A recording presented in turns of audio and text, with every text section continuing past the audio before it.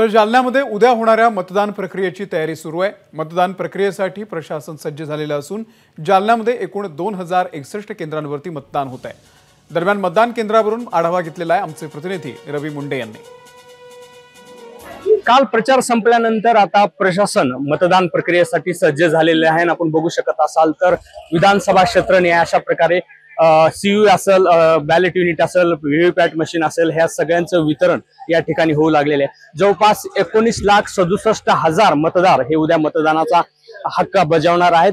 जवळपास 2061 मतदान केंद्रावरती ही संपूर्ण मतदान प्रक्रिया पार पडणार आहे।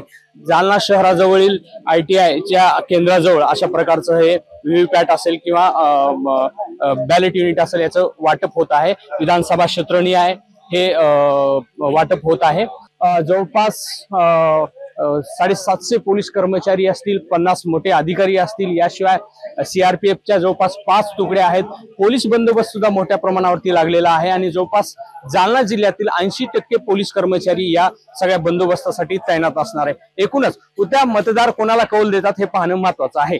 रवी मुंडे, ABP माझा, जालना। बघा नीट।